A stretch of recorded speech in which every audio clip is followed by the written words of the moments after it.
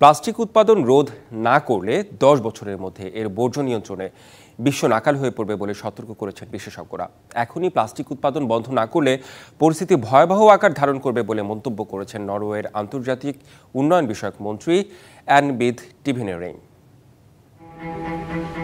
Plastic মানব স্বাস্থ্য, জীববৈচিত্র্য ও জলবায়ুর জন্য হুমকি স্বরূপ। এ বিষয়ে 175টি দেশ একটি ঐতিহাসিক চুক্তিতে সইয়ের 2 বছর পার হলেও বিশ্বে এখনও $712 বিলিয়ন প্লাস্টিক শিল্পের ব্যবহার কমানোর গতি থমকে আছে।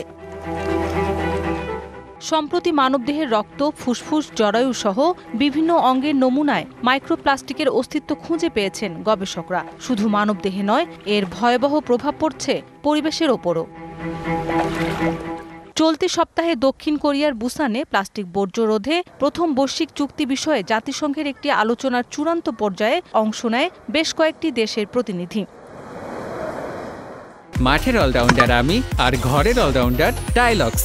টাইলক্স টয়লেট ক্লিনার, ক্লিন মানেই টাইলক্স। আলোচনায় অংশ নিয়ে প্লাস্টিকের উৎপাদন রোধ না করলে আগামী 1 দশকের মধ্যে প্লাস্টিকের বর্জ্য নিয়ন্ত্রণে বিশ্ব হিমশিম খাবে বলে সতর্ক করেছেন নরওয়ের আন্তর্জাতিক উন্নয়ন বিষয়ক মন্ত্রী অ্যান বিথ টিভেনেরেইন।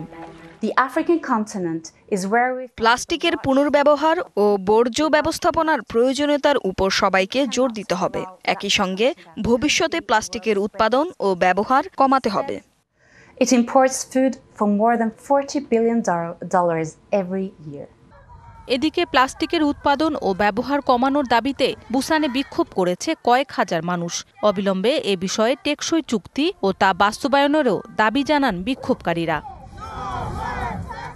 সংবাদ মাধ্যম গার্ডিয়ানের প্রতিবেদনে বলা হয়, 2060 সালের মধ্যে বিশ্বব্যাপী প্লাস্টিকের ব্যবহার 3 গুণ হতে পারে, আর এর ব্যবহার সাব-সাহারান আফ্রিকা ও এশিয়ার সবচেয়ে বেশি হবে বলে আশঙ্কা করা হচ্ছে, যার অর্ধেক হবে অব্যবহারযোগ্য এবং বাকি 1/5 কম হবে পুনর্ব্যবহারযোগ্য।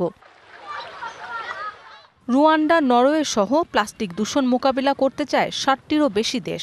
বিশেষজ্ঞরা বলছেন, প্লাস্টিক বর্জ্য রোধে এমন একটি চুক্তি হওয়া উচিত যা সময়ের সঙ্গে সঙ্গে এই দূষণ রোধে শক্তিশালী ভূমিকা পালন করবে। তবে বিরোধী দেশগুলোর জন্য এমন কোনো চুক্তিতে পৌঁছানো সম্ভব হচ্ছে না। মৌসুমী শান্তা, ডিবিসি নিউজ ডেস্ক।